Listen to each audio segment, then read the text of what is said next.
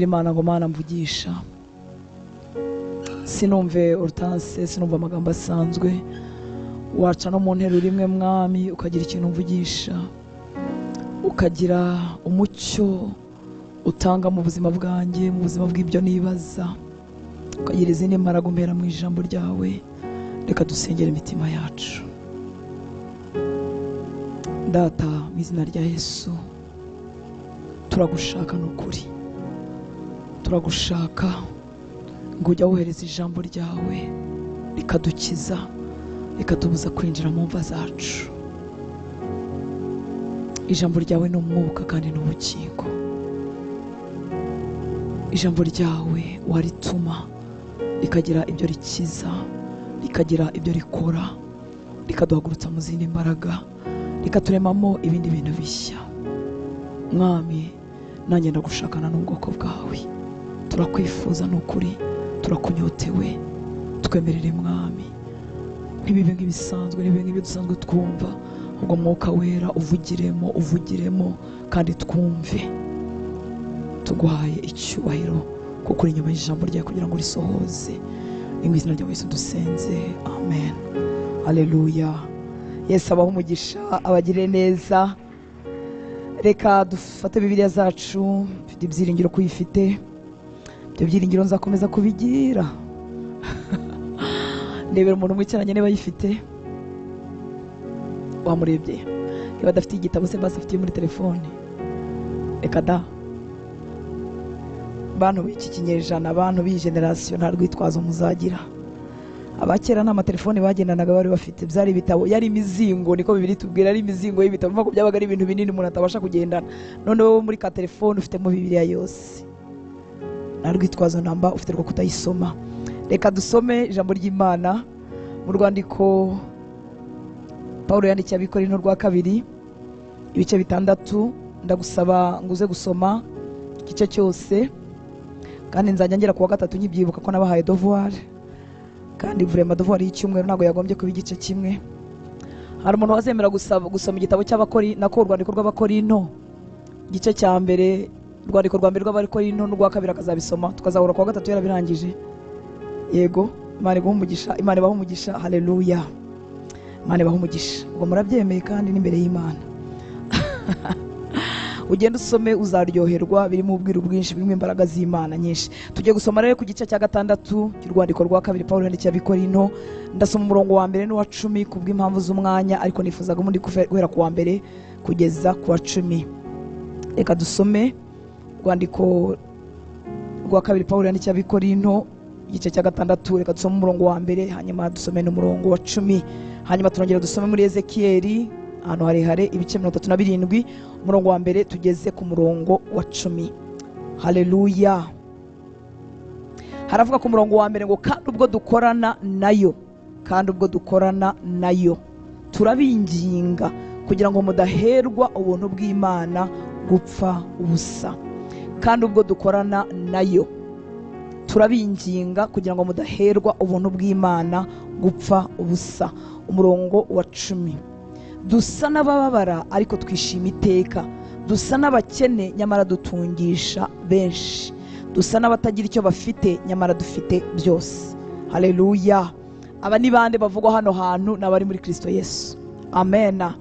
Abari muri Kristo Yesu bakorana n'Imana.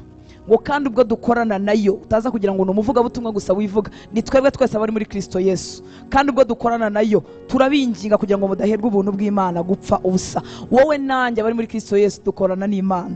Haleluya. Kandi hari ubuntu twahawe Data atifuza ko twapfusha ubusa, yifuza ko twakoresha. Yesu ashimwe cyane. Hanyuma umurongo wa 10 yavuze ngo dusa n'abababara ariko twishima iteka, dusa n'abakene nyamara dutungisha benshi.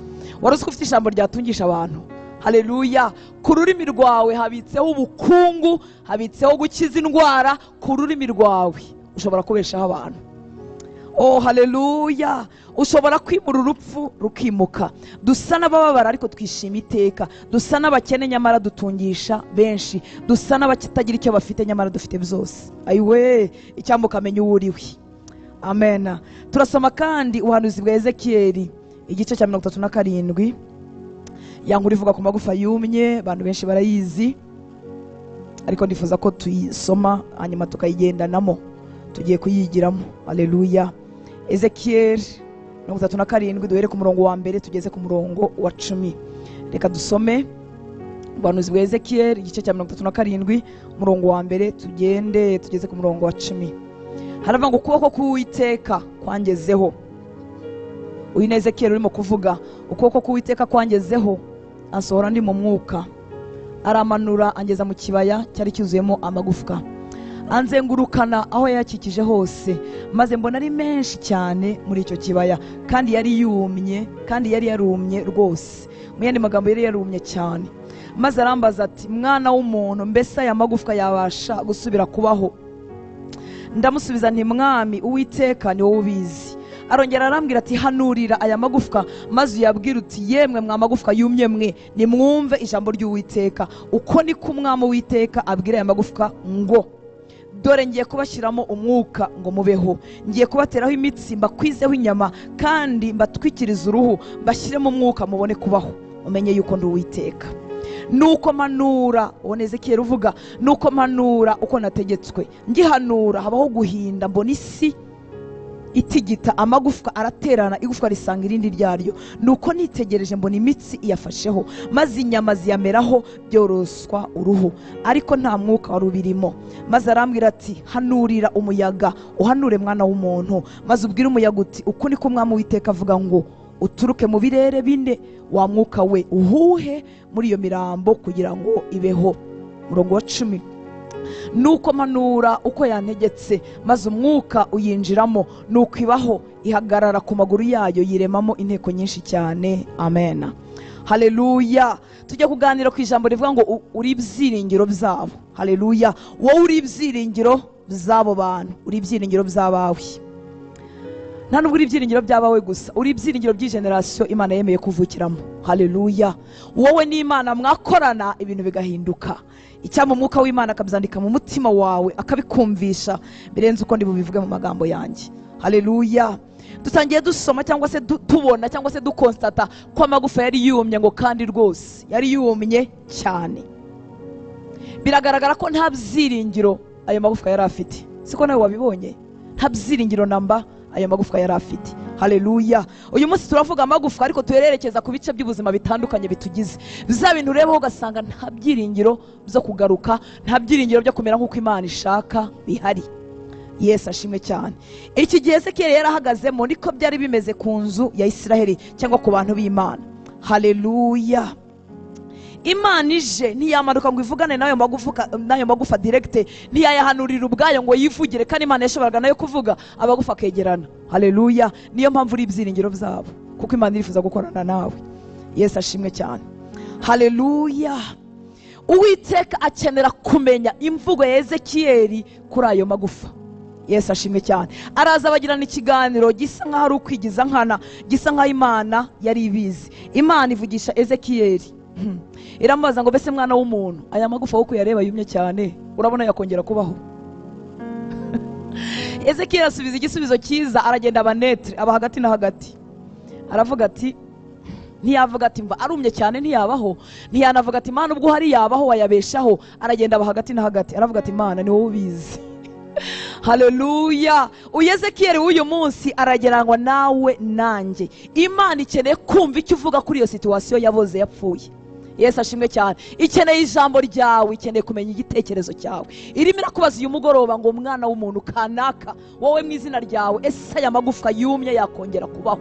Ese uru rugo rwagarukamo ibyiringiro? Ese uyu mwana upfuye mu rumogi yakongera akaba muzima? Oh haleluya. Ese ubu bukene bwinjiye bwavaho, ubukungu bukagaruka? Ese ubuzima butari mu Imana bwahembuka, umuntu akavugana n'Imana? Ese mwana w'umuntu aya magufwa yakongera kubaho? Ese Imana yari ibiyobewe kwigize ikikora ayo magufwa yabaho? Ese Imana yari ibinaniwe kwivuganira ayo magufwa direct? Ariko Imana ihora ikenera umuntu. Haleluya. Niyo mpamvu turabarinzi ku nkiki, nuko Imana ihora ikenera umuntu yakorana nawe. Oh haleluya. Icyampa uyu mugoroba ukemera kuvugana n'Imana no kugendana n'Imana muri uru rugendo. Amen. Ezekiyeli amusubiza ati, Uwiteka ni wowe ubizi.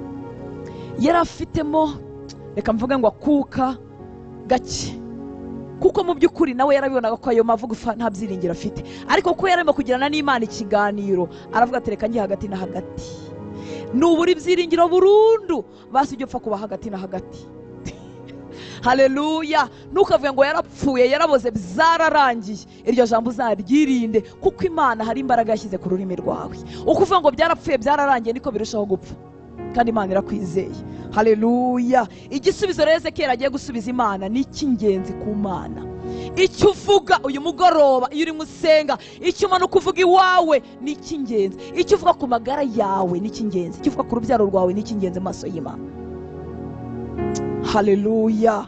Niyo mpamvu Imana yifuza kugirana nawe ikiganiro ngo mugire icyo mubivuganaho. Imana yakitugire neza. Amen. Arangije Ezekiyeli yemera imvugo y'Imana, kuko Imana yaramubwiye ngo noneho mwana w'umuntu noneho hanura. Ngo arongera amubwira ati hanurira aya magufwa, maze yabwira uti yemwe mwa magufwa yumye mwe nimwumve ijambo ry'Uwiteka. Haleluya. Guhanura niki? Nukwemera gusubira mu imvugo y'Imana. Burya Imana irebye ya situation idafite ibyiringiro yo iyibonamo ibyiringiro. Witoze kuvuga nk'uko Imana ivuga. Haleluya. Ese birakomeye gusubiramo ibyo isubiramo? Wowe nta byiringiro urimo habona, nanjye ntabyo mpabona, ariko ndasabwa gusubiramo ibyo Imana ivuga. Haleluya. Ku muntu wese ugihumeka, ku Mana habakira ibyiringiro. Nubwo yaba ari ruharwa, nubwo yaba ageze kure, ku Mana haracyarimo ibyiringiro. Guhanura rero ni iki? Ni ukuvuga imvugo y'Imana, ni ukurebera mu marinete y'Imana. Haleluya. Ni ugukoresha amaso Imana ikoresha. Imana ibwira Ezekiyeli ngo nukorere umwana w'umuntu, bwira aya magufa ngo Uwiteka aravuze ngo nimwongere mubeho.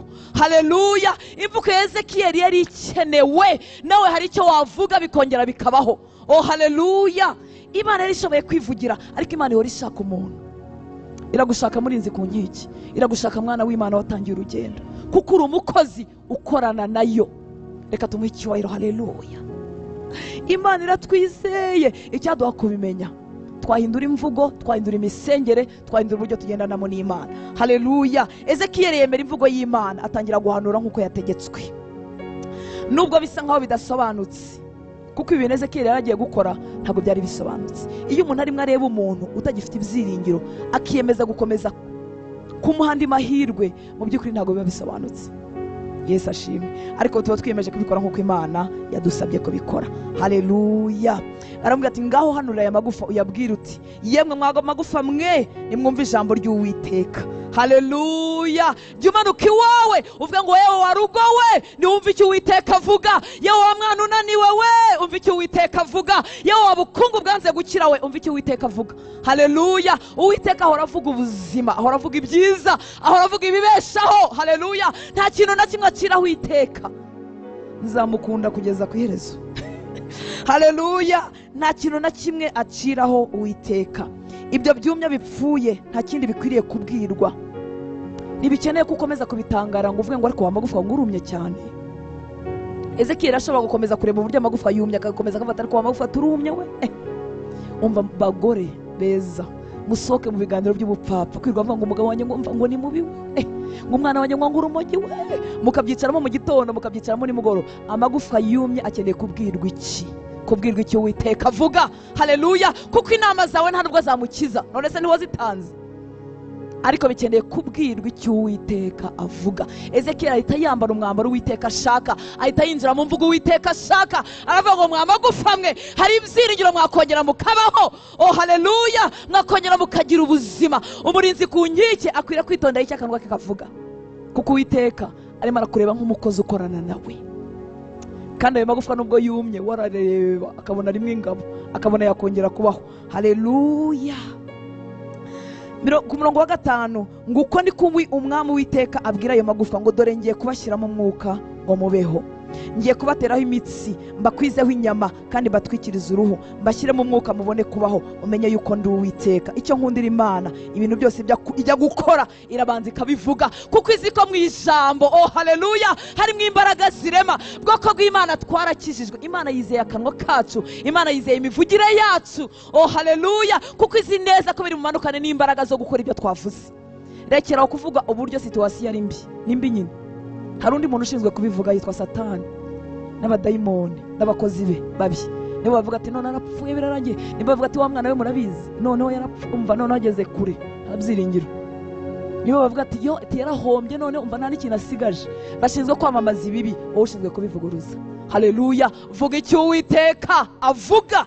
Haleluya. Mwamagufa mwe mwakongera mukabaho, imitsi yabajyaho, inyama zabajyaho, n'uruhu rwabajyaho. Oh haleluya. Imana yacu tugire neza. Ntago byateraniye icyarimwe, ntago zahise zihinduka ingabo. Aya magufa ntahise ahinduka ingabo, yahindutse ingabo ku iherezo. Byarabanje kimwe kiragenda kiyegerana n'ikindi, igufa risanga iryaryo. Nturambirwe urugendo Uwiteka azakoresha. Haleluya.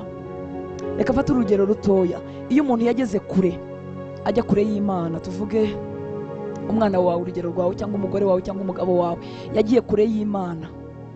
Iyo arimo aganirizwa n'Imana kubw'ijambo Imana yashyize ku kanwa kawe, kubwo gusenga kwawe, iyo Imana itangiye kumuganiriza, ntabwo azagaruka yemye, afite amasoni yo kuva mu byo yari yaragiyemo. Umugabo we ntabwo azagaruka ngo ahite agusaba imbabazi. Umwana we ntabwo azagaruka ngo ahite aba umwana mwiza. Afite isoni zo kugaruka mu buzima bwiza. Bari muzi ko bitera isoni?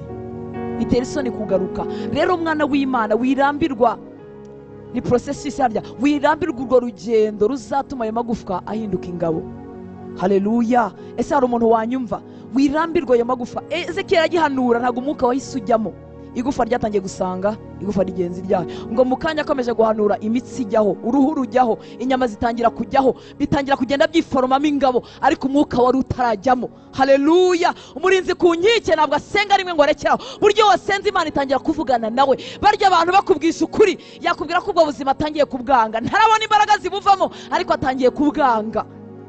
Haleluya. Nukwiriye rero kurambirwa urwo ruhererekane n'urwo rugendo rurimo rumuganisha mu by'Imana imushakaho.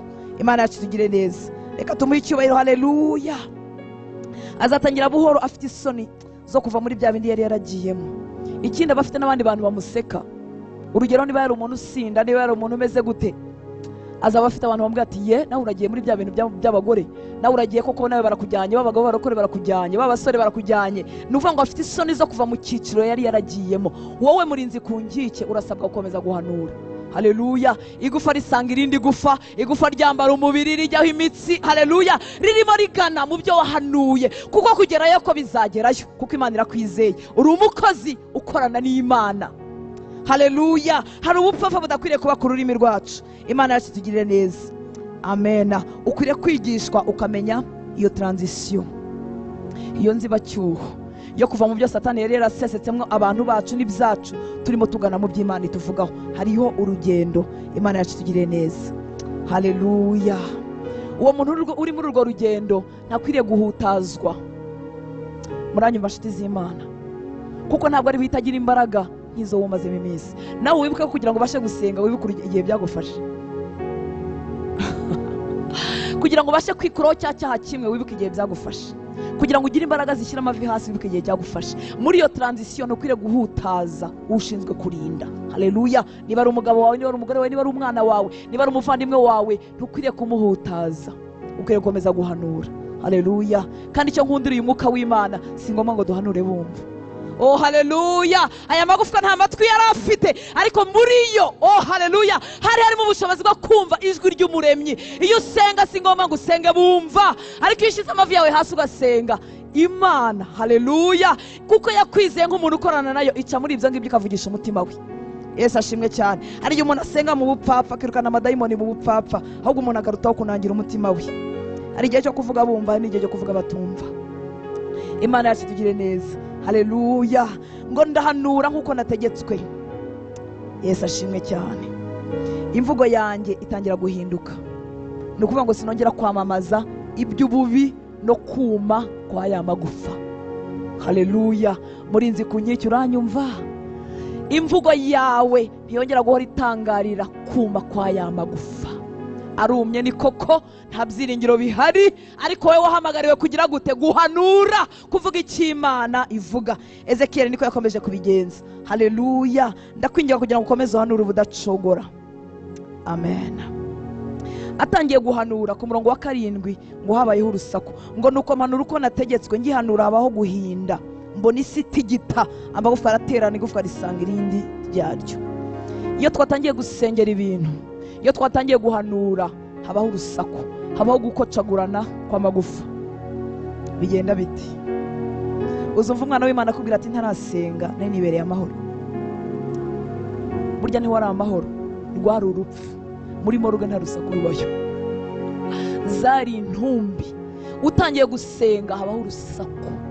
Haleluya. Urusaku rero si rwo kugutera ubwoba, ni rwo kukubwira ko hari umurimo wakoretse mu isi y'umwijima. Haleluya. Hari imirimo yakoretse mu isi yo mu mwuka. Urusaku ntirukwiriye kudutera ubwoba. Utarasenga bari intumbi, none batangiye kugira ubuzima.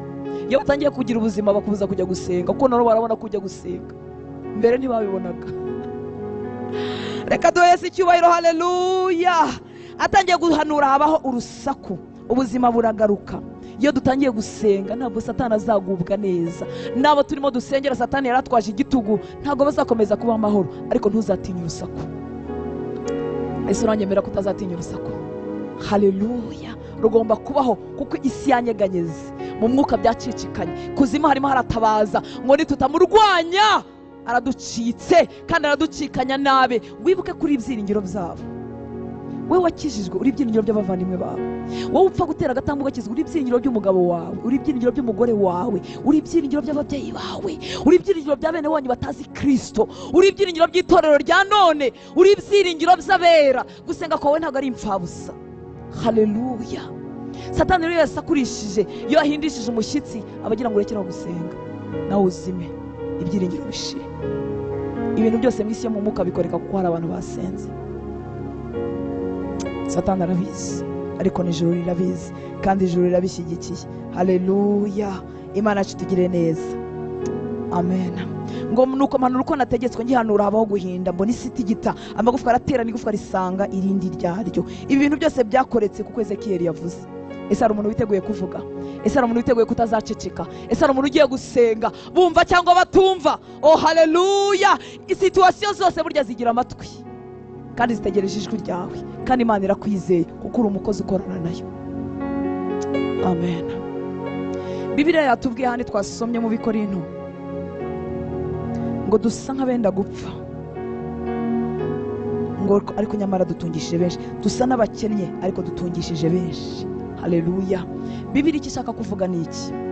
Gutungisha benshi nuko muri wowe harimo imbaraga zabeshaho abantu. Cyangwa akagira umugore ubimenya, cyangwa akagira umugabo ubimenya, cyangwa akagira umusore n'inkumi bamenya ko muri bo harimo imbaraga zabeshaho abantu. Imana yacu tugire neza. Haleluya. Hamaze kubaho urusaku, buri kintu gitangira gushaka cyene wabo, gusanga icyo kigomba kujya mu mwanya wacyo. Ku murongo wa 8 ngo nuko nitegereje mbona imitsi yafasheho, maze inyama ziyameraho, byoroswa uruhu, ariko nta mwuka wari ubirimo. Haleluya. Nuvuga ngo Ezekiyeli yaritegereje abona impinduka ntoya yatangiye gukoreka, nubwo bitarazuka burundu. Imana ikintu yamubwiye ntabwo yamubwiye ngo rekeraho ibindi bizikora. Yarongera amusangira amuvuga ngo mwana w'umuntu ongera uhanure, mwana w'umuntu ongera usenge, nturambirwe. Ijwi ryawe, ururimi rwawe Imana yarubikiyeho ubuzima bw'abandi bantu benshi. Haleluya. Ntabwo Ezekiyeli yivumbuye ngo avuge ngo dore hagiyeho imitsi gusa, hagiyeho inyama gusa, ariko si umwuka kuki utaza. Yarongera arahanura. Haleluya. Umwami Imana amutegeka uko ari buhanure nuko ari bubigenze. Reka duhese icyubahiro. Ese witeguye gukomeza gukorana n'Imana? Umurinzi ku nkike n'umuntu utarambirwa. Igufa rishobora gusanga iryaryo bikamara ukwezi, uruhu kugira ngo rujyeho bikamara amezi 6, imitsi kugira ngo igaragare bikamara umwaka. Tekereza no kugira ngo bizajye mu mwuka, kuko umwuka ari buri butume bihagarara bikamera nk'uko Imana ishaka. Satani nawe azabarambararaho, azabibambaho, avuga ati do barancitse burundu hano sindi baharekure. Ariko Ezekiyeli yongera avuga ati mwana w'umuntu nturekeraho guhanura. Ese Imana yari inaniwe kwibwirira iyo miyaga ngo ize yinjire muri ayo magufa? Kuki Imana yari ikeneye akanwa ka Ezekiyeli? Imana ihora ikeneye umuntu. Haleluya. Si impanuka kuba warakijijwe uri uwa mbere wanyu, si impanuka ko Imana yaraguhaye nako kabaraga ukabana n'abantu batitaye ku by'Imana ariko ukaba ubyitayeho. Niyo mpamvu urahangaye uyu mugoroba, umubiri wawe urananiwe. Haleluya. Hari ibindi wakabaye ukora ariko Imana irakwizeye nk'umuntu wakorana nayo. Amen. Haleluya. Uwiteka ahora ashaka ko ari wowe uvuga. Ku murongo wa 9 ngo maze arambwira ati hanurira umuyaga, uhanure mwana w'umuntu, maze ubwire umuyaga uti uku niko umwami w'iteka avuga ngo uturuke mu birere bine wa mwuka we uhuhe muri iyo mirambo kugira ngo ibeho. Haleluya. Reka twongere tubwirane njyewe nawe, Uwiteka yari afite imbaraga zo guhuhisha umuyaga, ariko Uwiteka ahora ashaka umuntu yaca muri we kugira ngo akore. Haleluya. Imana ni Imana y'amahame, yagiye ishyiraho ibintu n'uburyo bikorwa. Mu byo yateganyije rero, yateganyije ko izakorana nawe. Reka tumuhe icyubahiro. Haleluya. Uri umukozi ukorana nayo. Wabeshaho abandi bantu nyamara usa nkaho ufite intege nkeya, usa nkaho utazwi, usa nkaho usuzuguritse, ariko akanwa kawe Imana yagakoresha kugira ngo uhanure. Ariko ngo Ezekiyeli mwana w'umuntu, ongera uhanure. Iriya miyaga ni njye wayiremye, nayitegeka bigakunda, ariko ongera uhanure, yibwire, hanyuma ize yinjire muri iyi mirambo. Imana ntitewe ubwoba n'imirambo ikuzengurutse, bariho batariho. Ariko uzikubana n'abantu bariho batariho, ariko Imana ntifite ubwoba. Ikintu cyari kubabaza ahangaha ni Ezekiyeli yabwirwa icyo gukora ntiyemere kugikora, agahindukira Imana akavuga ati Imana, none se imiyaga irinjira mu mirambo gute? None se Imana, umuyaga urinjira mu imirambo se urambwira ngo yakongera kubaho? Turekera ayo impaka tujya n'Imana. Haleluya.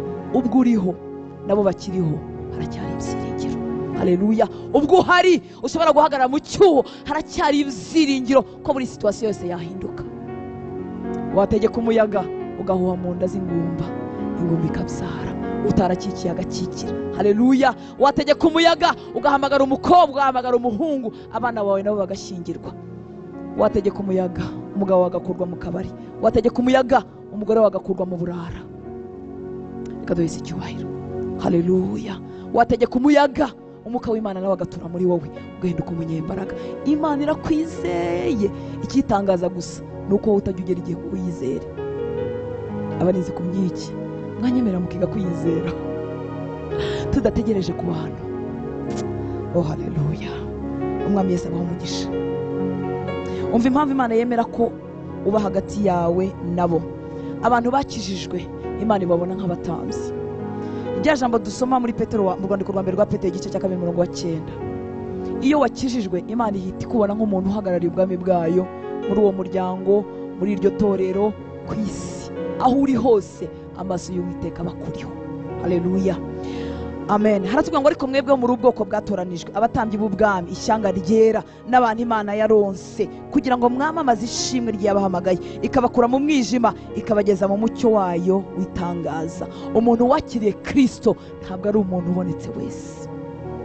Abatambyi bo mu isezerano rya kera bagiraga ubuzima bw'umwihariko, bagiraga uko babaho, bagiraga ibyo bemerewe n'ibyo batemerewe. Imana yarabakonsideraga ku rwego rwo hejuru. Na n'uyu munsi abari muri Kristo Yesu, oh haleluya, turabatambyi b'ubwami bw'Imana. Imana itwitayeho nuko twebwe tutabizi. Imana ikubona nk'umuntu yacishamo imigisha y'uburyo bwose kugira ngo manure muri urwo rugo, kugira ngo manure muri ako kazi. Haleluya. Burya umutambyi no muri ya ofisi, burya umutambyi muri ya shop, burya umutambyi muri ya karitsiye. Dufite imbaraga zo guhesha amahoro aho dutuye, dufite imbaraga zo kwimura abajura aho dutuye, dufite imbaraga zo kurema ibidahari bikahaba, kuko Imana ikubona nk'umutambyi. Umutambyi yarahagararaga akitambika hagati y'ubwoko n'Imana. Baba bacumuye yabasabira imbabazi bakazihabwa. Uyu munsi wasabira imbabazi abawe bakazihabwa. Uyu munsi wabwira Imana ngo Mana tanga umugisha muri uru rugo, Imana ikawutanga. Uri umutambyi w'ubwami bw'Imana. Haleluya. Uri umuntu Imana ibandarayeho, uri umuntu Imana ikomeyeho, uri umuntu Imana yifuza kuvugana nawe kugira ngo hagire ibintu bikorekane. Ezekiyeli rero yacitse intege, Imana ibiri kwikora. Ezekiyeli uyu munsi turamugereranya nawe. Buryo wacogoye Imana ibiri kwitabara bawe. Irakwizeye, imbaraga zirema yazibikiye muri wowe. Iyo yararemye cya gihe yararangije, irangije yibonera abantu, yibonera wowe nanjye. Igihe twabonekaga muri Kristo Yesu, igihe twacungurwaga, ntabwo twari ducunguwe ngo tuzajye mu ijuru bigarukira aho ngaho.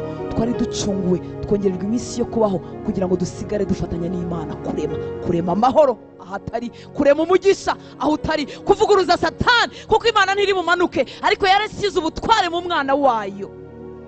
Reka duhese icyubahiro. Haleluya. Umurinzi ku nkike akwiriye kubimenya.